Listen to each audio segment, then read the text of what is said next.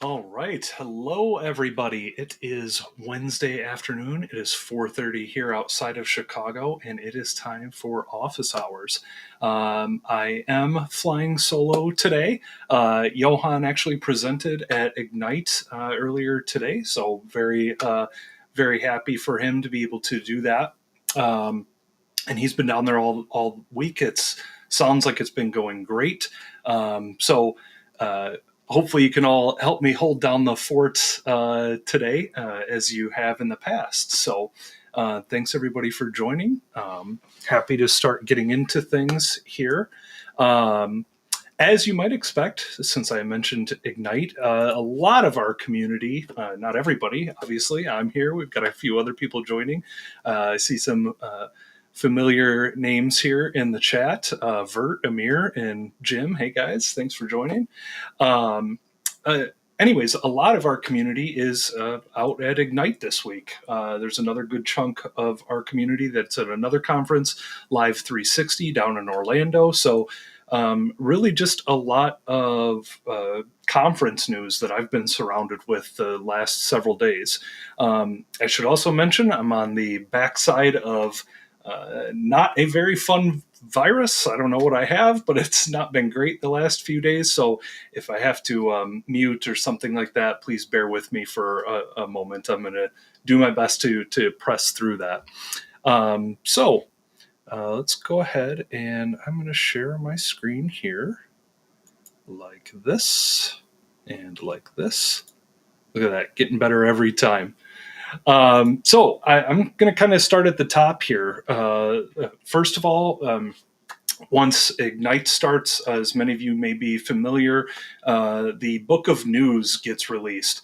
There's so much information that comes out of this conference typically that I'm always looking for the Book of News. What's going on? So I wanted to make sure to share this. I have not gotten even close to all the way through it yet.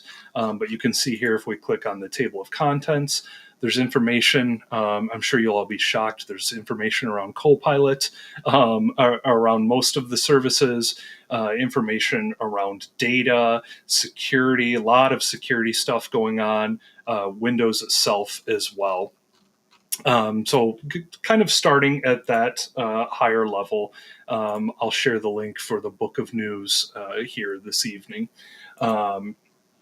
Then from there, there's also a summarized version of Intune news that I came across as well, which is really helpful. So if you want to focus on just things that have been released as part of Intune in terms of Ignite, sorry, I said released, but announced in terms of Intune as part of Ignite, you'll find some of that information here. A couple of things that really captured my attention, and of course it seemed like the rest of the community as well. This is a big one. Device inventory. Actually, that's not even the one. There are two bits of information around device inventory. Where is my first one? Right here. So enhanced hardware inventory in Intune is announced as GA. So if you're not seeing this in your tenant yet, I couldn't find a specific release date on this, but with it being GA, I'm expecting that you would see this as part of the service release that we'll likely get within the next week or so. Just speculating there. But this is big, right? I mean, there's been a lot of talk around when organizations are trying to move from ConfigMgr to Intune, hardware inventory has been a gap on the Intune side of things, and Microsoft has acknowledged that. And as you can see from the post here from Lior, that's something that they are working towards. They've been working on this for a while. This was in preview. Now very happy to see that going GA. And with that, this might have linked to the exact same article, but it was the same article. It was announced that device inventory is expanding to be cross-platform. So what went GA is enhanced hardware inventory for Windows, but they're going to be expanding that out to Mac OS, iOS, iPad OS, and Android as well. Super exciting on this note. Um, Additionally, something else that caught my eye was that if you do have Intune Advanced Analytics or have the Intune Suite, which includes that add-on, you'll be able to query multiple devices here pretty soon, which is fantastic, I think. It's a great addition to the device query that we have available today. But there's a whole bunch of other stuff that has been released. So definitely encourage you to check out the book of news. Also encourage you to check out this summary if you want to see what's going on with Intune as well. And one of the other things that caught my eye in particular was this news right here. Think will be very interesting. So, hot patching for clients coming to Windows 11 Enterprise. This is really exciting. Not sure how this is going to really play out in terms of how we'll be targeting these patches. I did see some screenshots around enabling this in AutopatchNuke as a simple toggle switch, essentially. But the ability to patch some of our devices without rebooting, very useful option, I think.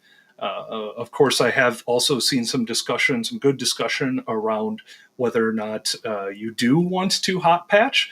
For many of our devices, of course, we do still want that or rely on that monthly reboot to make sure that our devices are working correctly, getting any of the cruft and everything that's sort of accumulated over the last month out by a simple reboot. But nevertheless, this is an exciting addition to Windows and Intune, I think. So those are just a few of the things that caught my eye. I'm going to make sure to share this with everyone here. Share the links, on the live stream link on YouTube. Later this evening or tomorrow, you'll be able to find those. But really exciting stuff to come out of here. So let's see. Oh, good to know. A couple of things here. See a question from Matt. What's new at Ignite from me or Johan? Right here is what you're seeing from me, Matt. These are the things that I've been sort of paying attention to. Sounds like yesterday I talked to Johan a little bit. Pretty busy day, full of questions, which is great. Happy to see that. It sounds like the whole place has been buzzing the last couple of days. So awesome. I see a message from Jim here too. Thanks, Jim. A little bit of ground buzz on my audio. If it's too bad, what I can do is this microphone isn't as good, but I can see if I can switch over to this microphone. I'm not sure if the quality of this mic outweighs the ground buzz, but if you guys want to let me know in the chat, I can switch back to the other one or use this one. But appreciate the note there, Jim.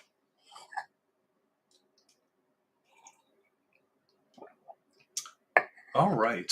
On that note, any other questions that we've got for this week?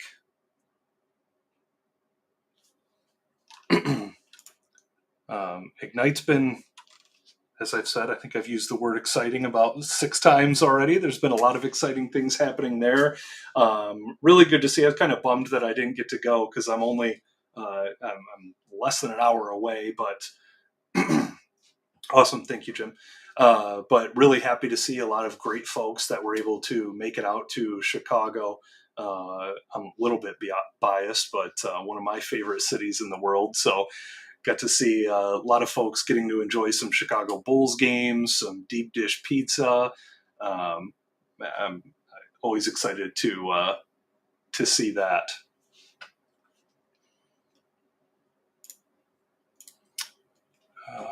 What else have we had going on?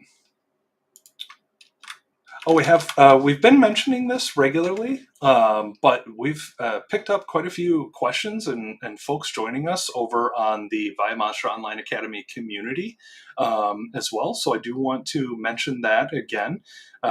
So just a community where we've got everybody coming together, and well, not everybody, but we've got a lot of folks coming together and posting about things like Intune, Entra. I saw Matt asked a question earlier about MCC, which is great. The new MCC solution, from what I've seen, has been fantastic. This is the standalone Microsoft Connected Cache that does not require ConfigMgr anymore. I have started to test it.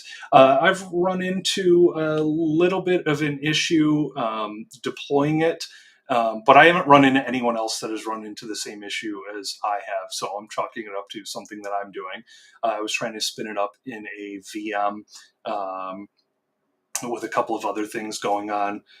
It looks pretty straightforward. I did start to deploy it on the Azure side. That was very easy. From there, spun up a Windows VM, and really there's just a provisioning script that you have to run in order to get it going. I think I'm actually a little bit more interested in testing it out on the Linux side, so that's on my to-do list here over the next few days as well. I was originally trying it out on the Windows side of things, but again, whatever the issue I'm having is, I think it's something on my side. The deployment of it does look very straightforward. So I suspect we'll see more here, maybe in the next several weeks. I know Johan mentioned that he wanted to record something on that feature, so look out for that here in the future. All right. See a question here from Benny. Do we know of any good scripts to delete devices from Entra and Intune at the same time? Seeing a lot of devices in my Entra devices section. That is a fantastic question. I have a couple of things that we generally recommend in terms of keeping things clean, because in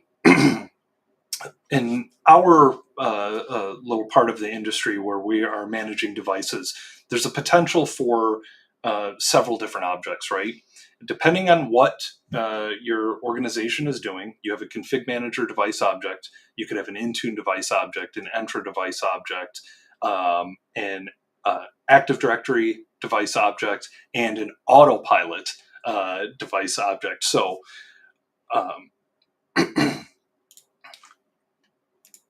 one that we often recommend is the AutopilotNuke script.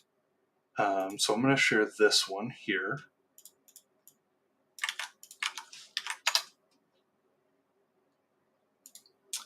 So the AutopilotNuke script will delete objects from Entra, from Intune, and if you have devices on-prem, from on-prem Active Directory as well. There's a couple of more. I think Joss Lieben has a solution for that. Yeah, here we go.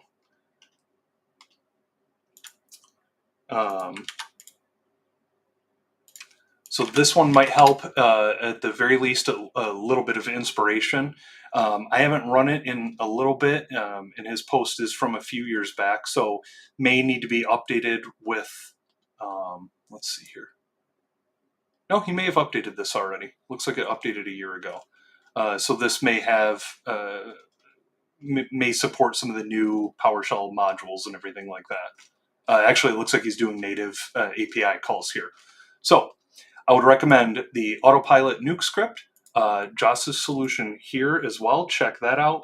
And Duran has a post here as well. These are the ones that we often recommend. And I've seen some other folks in here give some positive feedback as well on these solutions. So at the very least, great for inspiration, I think. Benny, I'll make sure that we post these this evening. Excuse me. And hopefully these will help you on your way.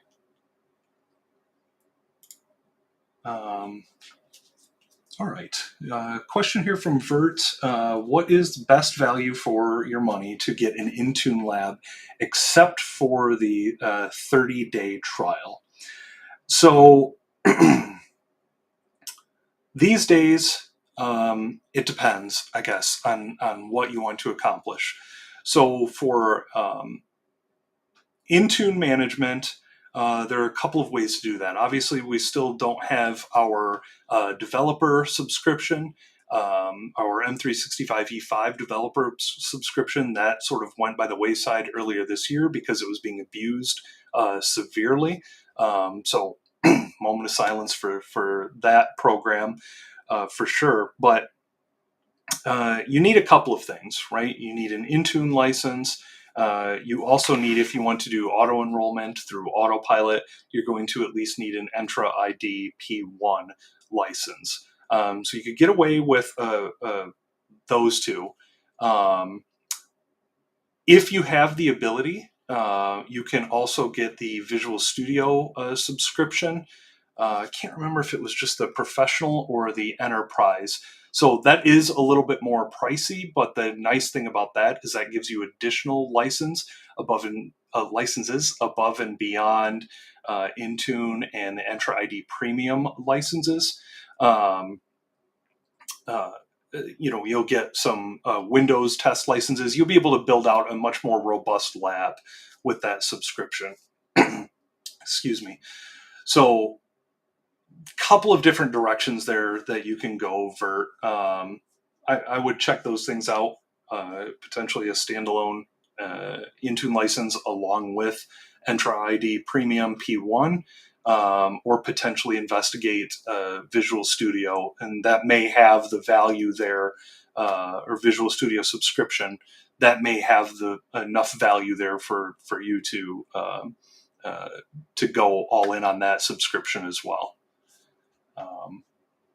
Still holding out hope, and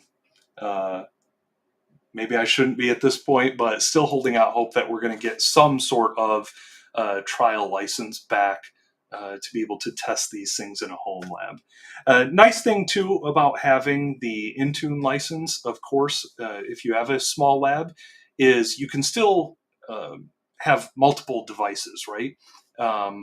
By default, you can have a single user that has multiple devices. So that's one way to be a little bit more efficient in the lab. You don't necessarily need to buy multiple licenses for multiple users. Obviously, that enables some additional scenarios. But that being said, you can get quite far with just one license. So maybe start there as well. All right, I see Johan popped in here from Ignite and says hello to everybody. Hello, Johan. I hope you're having a fantastic day and your session went well today. I'm sure it went off without a hitch. But happy to have Johan joining us in the chat at least. All right. Excuse me. Got a question here from Marcelo. Do you know if there is a service out there where they help an organization move PCs from hybrid join to Entra Join? I know reimaging or replacing is the best option. Yeah, absolutely. That's something that Johan and I are very firm believers of. If you are going from hybrid to native Entra Join, absolutely reimage or replace.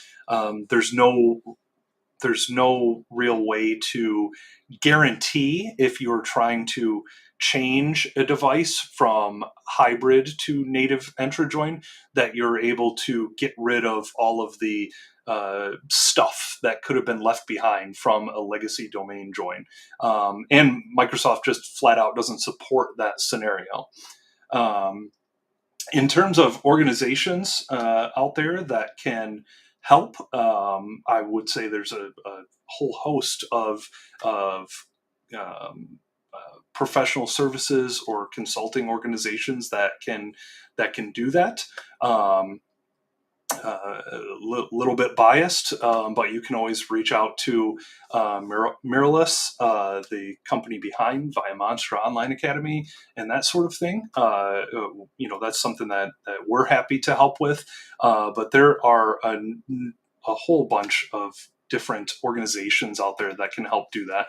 Very common scenario right now. That's something that we get a lot of questions about in office hours, in our courses, at MMS. I'm sure half of the questions that Johan spoke to yesterday at Ignite were around that very thing. So at least Marcelo, you're in good company with a lot of other organizations right now, and there's a litany of resources out there available to you, as well as folks that can come in and help guide you to some extent, whether that is to help build out a project for you to get that done, or actually help step through and do that work. So I hope that helps.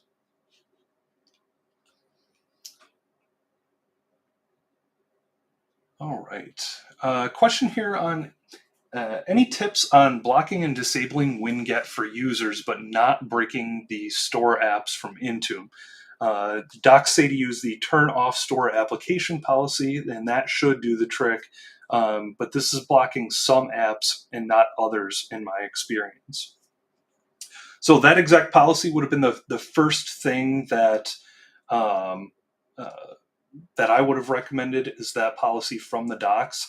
If you've got some examples on what is being blocked and what's not, happy to add a little bit of that to my homework for this evening to see if I can dig up something a little bit better.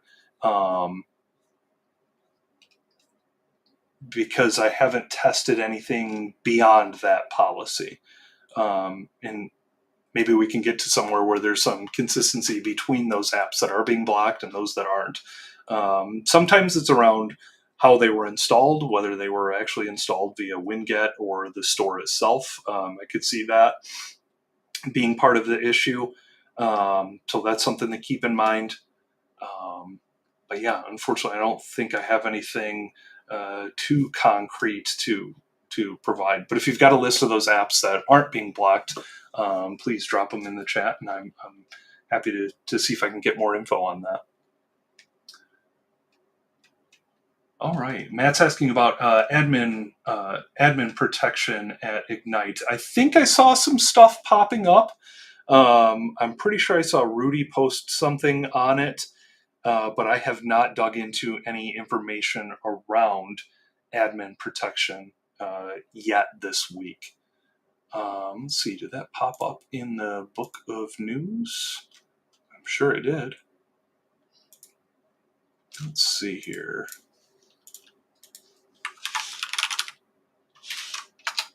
No.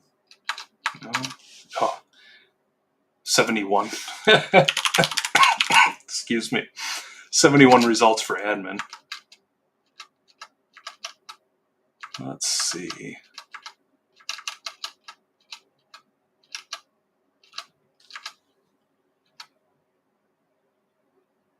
Application protection, so a lot of stuff around Defender. Here we go. So just a little bit of information in the book of news talking about it here. But I bet there's some additional deep dives out there. Like I said, I think I saw Rudy post about it. I don't know if that was on his blog or... But I know Rudy's been posting about it for a while.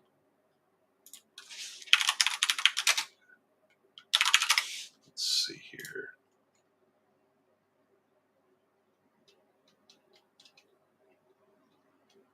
No, nothing new that I'm finding at the moment, Matt, but I know it's been talked about. So we'll see if we can find some additional information, discuss it a little bit maybe next week. All right. Ed's got a question here. Trying to list all Intune apps that are available to enrolled devices in Company Portal. Tried using Get Device App Management mobile apps, but it has very little useful information. And the assignment property is blank on all my apps, even though they are assigned. So are you just looking for, let's see, all Intune apps that are available to enrolled devices? I see. So trying to get through each app and find any apps that have an assignment that's set as available. May be helpful to look at a couple of tools that we went over last week, I believe. So we have, I'll pull this up, but we have Ugur Cook's Intune assignment checker. This may help. So very nice community tool that will help you determine what assignments you have out there for your users, for your groups, all of your devices. You can see here a quick little demo on what's available. This would probably be one of the first places that I would check. And then there is the Intune device details GUI. Yeah, here we go. By Petri, another fantastic community tool, but this will allow you to select a single device, essentially, and then see what assignments are available on that device. So I think the assignment checker, based on your question here, Ed, may be a little bit more appropriate for what you're finding or what you're trying to find.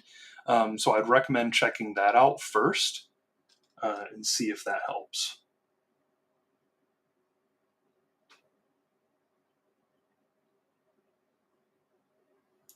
All right.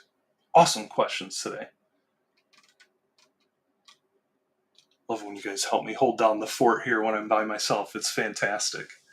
Another question here on the Intune side of things. Do you know of a way to set services as automatic via Intune? First thing that would come to mind would just be a remediation. Do a quick PowerShell script that sets certain services to automatic and assign that out to your devices. I'm not sure if there's another way to do that through the settings catalog. Necessarily, but if anybody else has another idea, if they've worked with managing services through Intune, please feel free to drop that in the chat. But a remediation with PowerShell script would be the way that I would do it. All right. I see our good friend Mike Terrell is here as well. Thanks for joining, Mike. And he did bring up some fantastic news that I did come across, but forgot to share it. The ISOs for Windows ARM are actually, the standalone ISOs for Windows ARM are actually available now. So if I go here, let's see if this is the right link. It's actually a little challenging to click the UI that we're using to stream. It's a little challenging to click the links that come in through the chat. So here we can now download these standalone ISOs, which are fantastic. That's fantastic that these are now available. Very excited about that. It used to be, Johan's talked about this a little bit on previous office hours. It was a bit of a pain to get these ISOs. So thanks for the reminder, Mike. Appreciate that.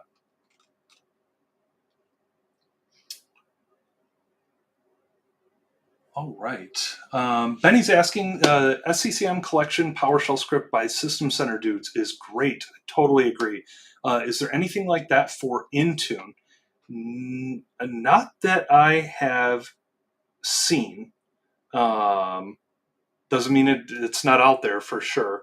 Part of the reason for that may be that we just don't have the flexibility to create groups or filters to that extent that the System Center dudes operational collections do today. But that is a great idea. So, and for those that don't know, I think we shared this last week. System Center dudes actually updated, I do have that link up here somewhere, updated this script that's been around for a while now. Basically, this script will build out a bunch of different collections that allow you to do whatever it is you want to do with these collections. Report on information like specific ConfigMgr client versions, specific versions of Windows. Maybe you want to report on them. Maybe you want to deploy something to these collections. But just a fantastic script to actually build these out for you. You can see there is a huge list of 155 to be specific collections that actually get built on that. So nothing I've seen, Benny, but that's a great idea for what, even if we are limited today, I'm sure there's some common dynamic device groups or filters in Intune that a lot of us are using today. We'll make a note of that. Somewhere around here.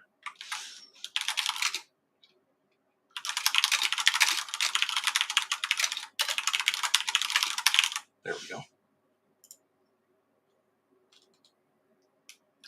All right.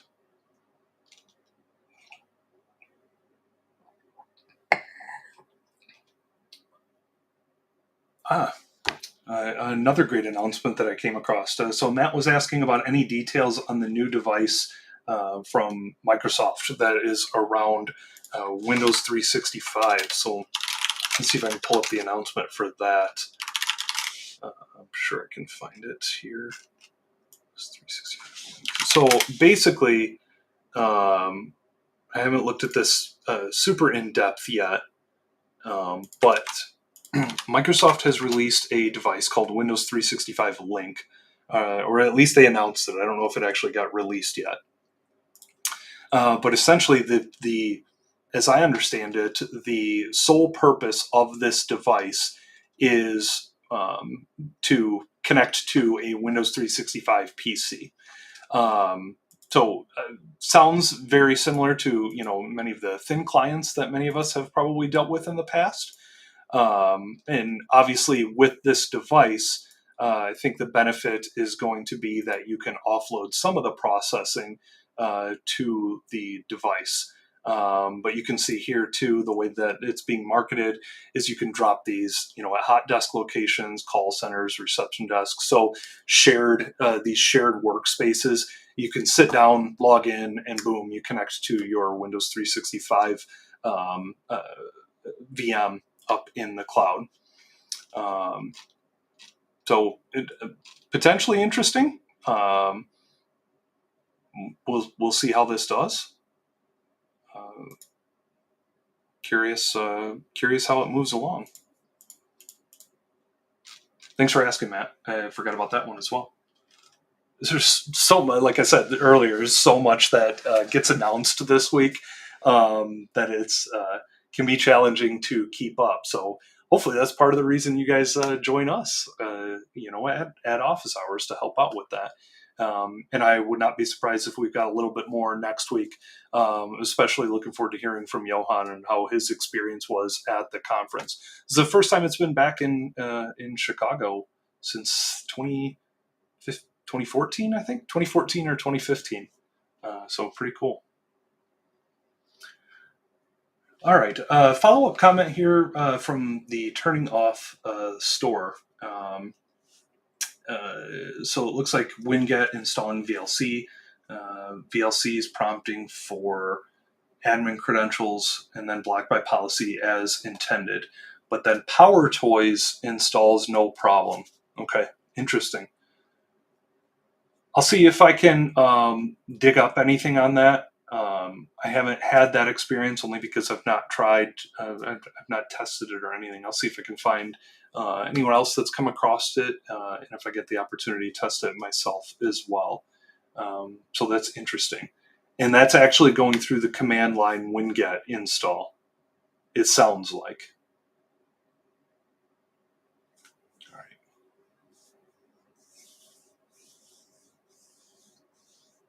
Yeah, Matt, I do think that this Windows 365 link is effectively just a gateway to be able to make it easier to log into Windows 365 in those shared workspace areas. All right. what is the minimum and recommended changes one should do to the Windows firewall on a client? Anything pre-made to get started? So for me, by default, I would say I'm not changing anything. If there was one thing that I would recommend, the security baselines, the Microsoft security baselines, as a starting point. Maybe look at making some Windows firewall adjustments based on those baselines. So, for example, here, if we go to Intune and go to Endpoint Security, and our security baselines, both in the security baseline for Windows 10 and later and the Defender for Endpoint security baseline, are going to have some adjustments to the Windows firewall. That might be the only thing that I would recommend by default, trying these things out. But I would recommend trying to get that security baseline out there anyways. Whether that is through the endpoint security policies here, or through just the settings catalog in Intune, or if you're on-prem, just using the security baseline with group policy. That would be my recommendation. But in terms of rules or anything, by default, the Windows firewall, and mind you, I would not call myself a security expert. It's obviously a very important and large part of my job, but there are other folks in our community that are far smarter with security type stuff. But I would say, from my perspective, the Windows firewall does a pretty good job of locking things down from a network perspective out of the box, but do recommend having some of these additional configurations here. On the note of baselines, another solution that I keep seeing getting quite a bit of traction, it's a really great start, is James Robinson's Open Intune baseline. So I'd recommend checking this out as well. I'm expanding a little bit beyond the firewall configuration, but this is another method of getting baselines out to your devices. As well as this combines several different, as he says here, well-known security frameworks. So it's not just the Intune security baseline, but just considering some general Microsoft best practices, as well as CIS benchmarks. So fantastic open source project that James has got going on here. So recommend checking that out as well. Right. Amir's got a question here on Autopilot. In our new Autopilot setup, required policy reg keys, as well as an Intune policy to set OneDrive for silent account config, which usually works. But recently, we've started to see devices when this silent configuration for OneDrive only kicks in on its second launch. Do you know of a way to remediate that? I do not, Amir. I have not run into that. Anybody else in the chat run into that yet at this point? That's interesting. Why the second launch?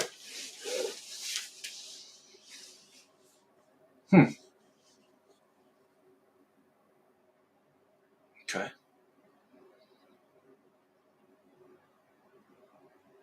Yeah, great question, Amir. And I do love that feature, honestly, but it has to work, right? And that's just the single sign-on, for lack of a better term, or silent account configuration for your users, where they just log in and the OneDrive sync client actually or automatically starts. They'll see their OneDrive files available in Explorer right away. No real interaction typically required from the user when you have things configured properly, but yeah, having it go on second launch is interesting. I've not come across that.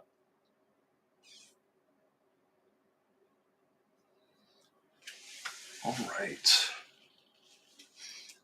Benny's got a great question here around driver management in Intune. Seems basic as it does not show which device requires the update. Any tips on using this, as it seems great but very basic. After solution to show which models require updates.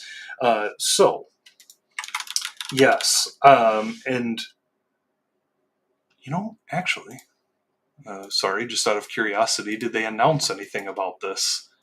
All right, nothing I'm seeing on this post, but I do have one thing that can help out, I think. Just trying to find the post right now. Here we go. So this post here from Sasan,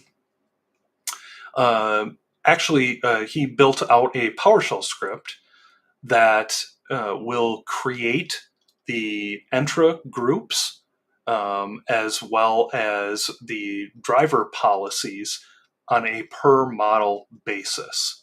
So you run this PowerShell script, it's going to see which models you have in your tenant. It's going to go through, create those groups, and then create those policies as well. And if I look in my tenant, I should have some of that available here. Show you what it ends up looking like after you run it. Driver updates. Here we go. So if you look here, these two, we'll ignore the others for right now. Don't need to pay attention to those. But these two right here basically are named after the Entra groups that were also created by that PowerShell script. So we have my naming convention here is just SG for security group, CMP for computers, and then the model, and then driver updates. So what the group is made for. So populated within each one of these groups would be anything with this model. So in my lab, I've got an Optiplex 3060. I also have an Optiplex 5060. So if I click on one here, you'll see that this policy is actually assigned to a group with the exact same name. And then we can go through here. We can see the recommended drivers that are currently available that need to be reviewed and approved or declined by me, as well as any additional drivers here as well. So this currently is our way of being able to do this on a per model basis. I like this method. Johan generally likes this method as well. This does give us a little bit of control, or a little bit more control than we have by default, because to your point, what you will often see is basically a profile like this. If I look at my Autopatch profiles, I don't think I have any physical devices in here. Yeah, so we're not going to see any recommended drivers, but essentially I could drop whatever devices I wanted in here. I could drop my 3060, my 5060, some newer 7090s. I can put all of my devices into a single group, and that is just going to fill up this recommended drivers. And to your point, Benny, it's challenging to see what models actually require those updates then. If I do go back here,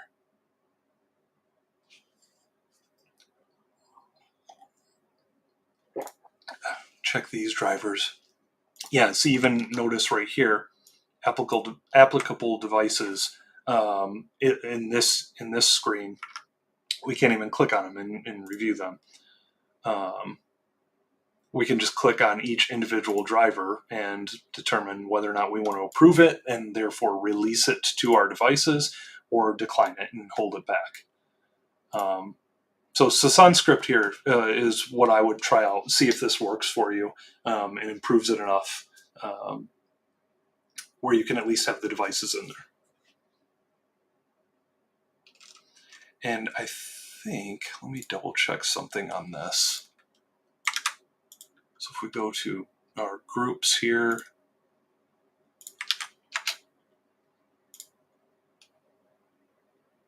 yeah, when these groups are created, they are dynamic device groups. So you can see here, if we look at the dynamic membership rules, it will actually build out the dynamic rules so that if I were to bring another 3060 into my lab, Optiplex 3060 in my lab, this group is just going to pick it up and will that profile will target the new device that becomes a member of that group. So I hope this helps out. Yeah, awesome. I'll make sure that gets posted as well.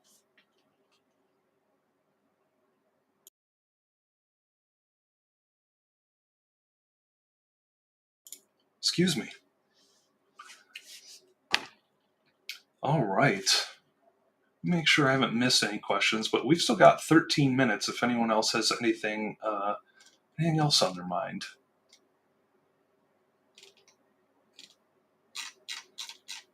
Great, as always, just fantastic questions today. I appreciate all of you popping in and asking this stuff. This is fantastic.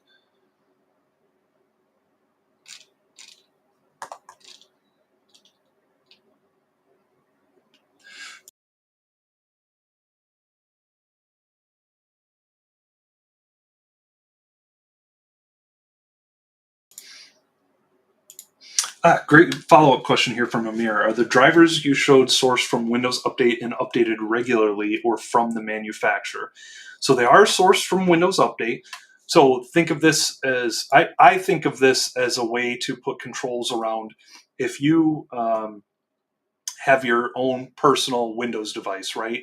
And you go to update, and in other updates, you'll see some drivers that are made available. Well, those are all coming through Windows Update the same way. This allows you to put some controls around that.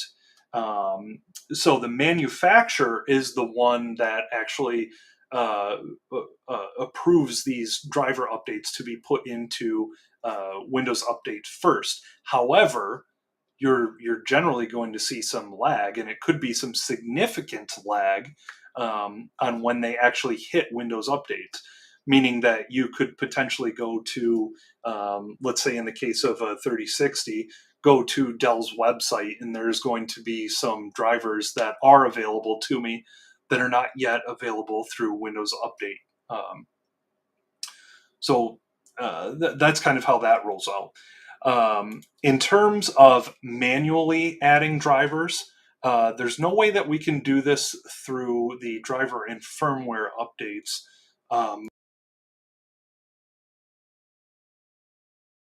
Excuse me, apologies. But one thing that, if we go back maybe, oh gosh, maybe last week or the week before, I think Johan did talk a little bit about drivers in Intune.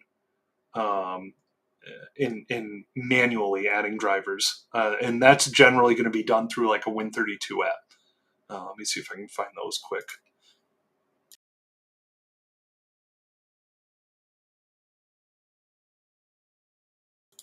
Excuse me. So I'm just going to see if I can find the link.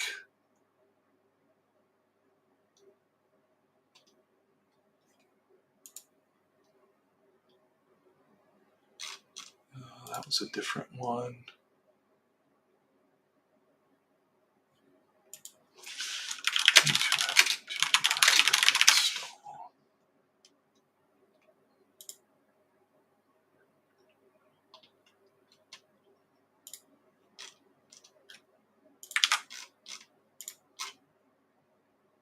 Yeah, here we go.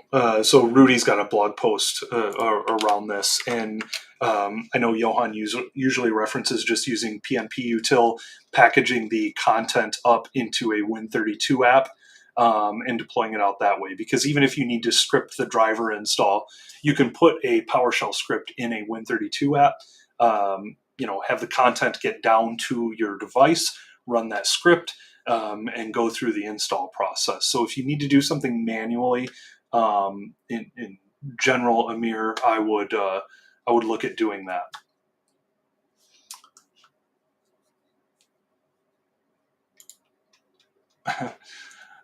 Thanks for the comment there, Matt. Happy to hold it down today.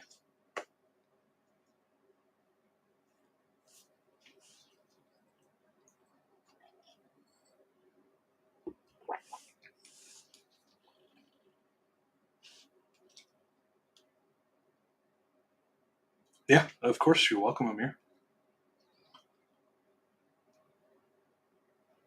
All right. Any other questions out there?